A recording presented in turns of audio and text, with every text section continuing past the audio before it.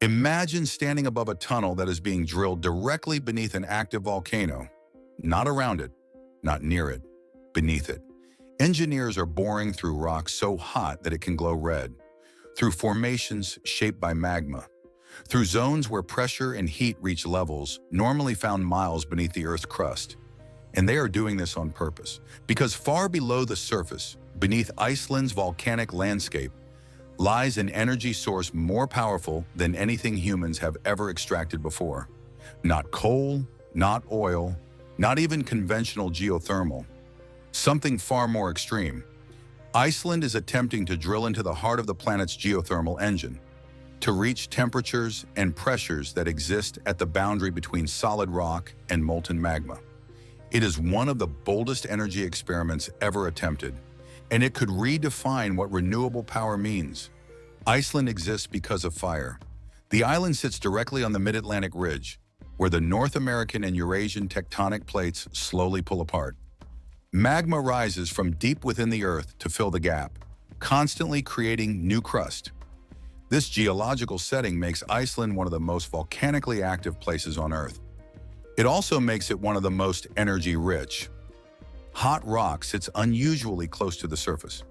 Underground water comes into contact with this heat, creating vast reservoirs of steam and superheated fluid. For decades, Iceland has turned this natural heat into electricity and heating. Geothermal power plants supply a large share of the country's electricity. Even more impressive, geothermal energy heats about 90% of Icelandic homes. Nearly all of Iceland's electricity comes from renewable sources, primarily geothermal and hydropower. As a result, Iceland already operates one of the cleanest energy systems in the world. But Icelandic engineers are not satisfied.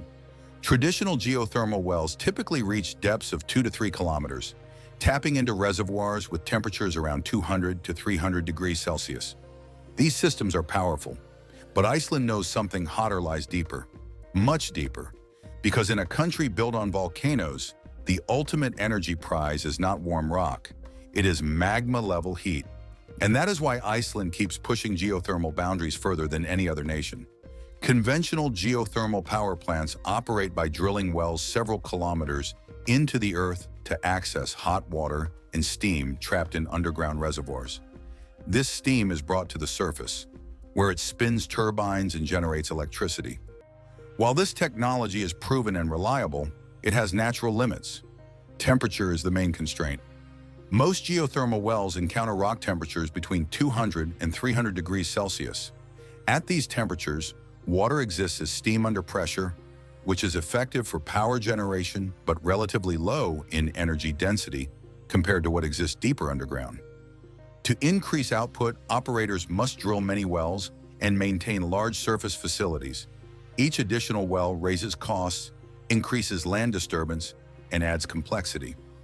In Iceland, where electricity demand continues to grow due to data centers, industry, and electrification of transport, engineers began asking a fundamental question. What if instead of drilling more shallow wells, we drilled fewer wells, but into much hotter zones?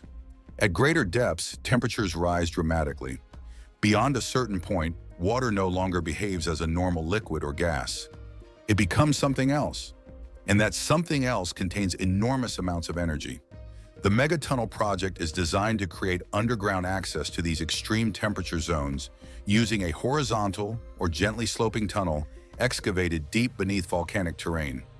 Instead of relying only on vertical boreholes drilled from the surface, engineers are constructing a large underground access tunnel that allows people, machinery, and scientific instruments to reach deep geological formations directly. From this tunnel, multiple experimental geothermal wells can be drilled horizontally or diagonally into surrounding superhot rock. This approach offers several advantages. It allows precise targeting of specific geological zones. It provides space for installing sensors, valves, and monitoring equipment close to the heat source. It also makes it possible to service and study wells that would otherwise be unreachable. The tunnel itself is an engineering feat. It must withstand extreme temperatures, high pressures, corrosive fluids, and constant seismic activity. Lining materials, Cooling systems and ventilation networks are all custom designed for volcanic environments. This is not a traditional mining tunnel. It is a permanent underground research and energy extraction platform. The goal is to connect directly to Earth's deepest accessible heat engine. Deep beneath Iceland's surface, temperatures and pressures reach levels where water behaves in ways unfamiliar to everyday experience. At depths of several kilometers, temperatures can exceed 400 degrees Celsius. Pressure becomes so intense that water no longer exists as a normal liquid or a conventional gas. Instead, it becomes a supercritical fluid. A supercritical fluid has properties of both a liquid and a gas. It can flow like a gas but carry heat energy like a liquid. Most importantly, it holds vastly more thermal energy per unit volume than ordinary steam.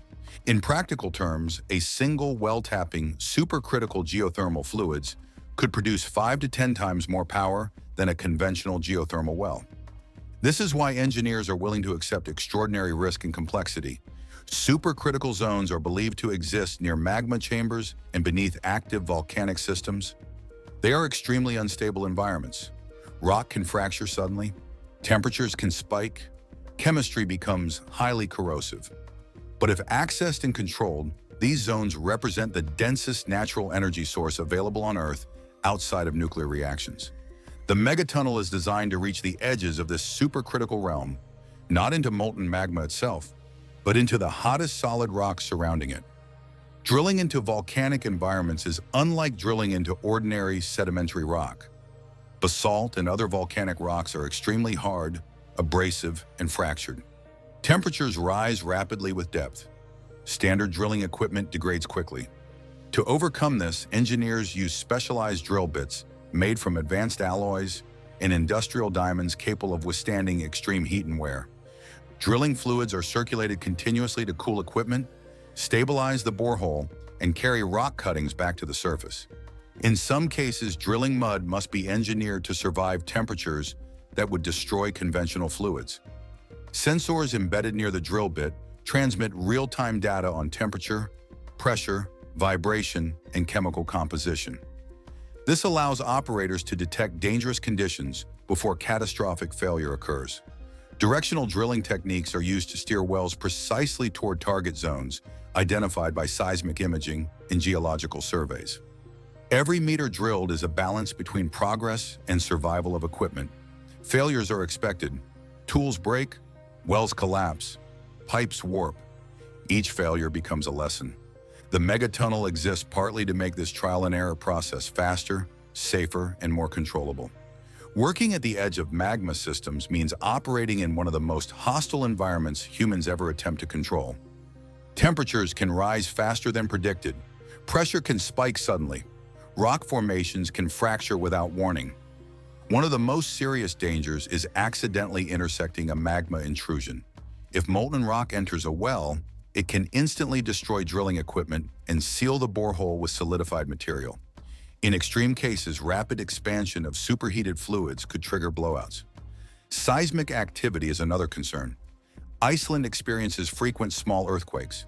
Drilling can alter underground stress conditions, potentially inducing additional seismic events. Corrosion presents a constant battle. Supercritical fluids contain aggressive chemicals that attack steel, concrete, and seals. Even specialized materials degrade over time. Because of these hazards, every stage of the project is approached cautiously. Wells are drilled slowly. Temperatures are monitored continuously. Emergency shutdown systems are built into every layer of infrastructure. Failure is not a possibility. It is an expectation. The challenge is to fail safely. If Iceland succeeds in harnessing supercritical geothermal energy, the implications extend far beyond the island. A single supercritical well producing 5 to 10 times more power than conventional geothermal means fewer wells, smaller surface footprints, and lower long-term costs. Entire power plants could be downsized while producing more electricity. Geothermal energy could become a true baseload renewable source capable of replacing coal and gas plants, not just supplementing them. Volcanic and tectonically active regions around the world, such as Japan, Indonesia, the Philippines, parts of the United States and Central America, could replicate similar systems. Instead of relying on fossil fuels or large dams, these regions could tap into deep Earth heat.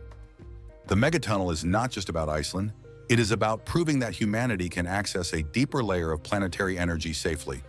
For thousands of years, humans have feared volcanoes. They destroy cities, they reshape landscapes. They remind us how small we are. Iceland is choosing a different relationship. Not fear, but curiosity. Not avoidance, but approach. The megatunnel beneath an active volcano represents a new kind of ambition. Not to conquer nature, but to understand it deeply enough to live alongside it. Because the greatest power source on Earth has always been beneath our feet.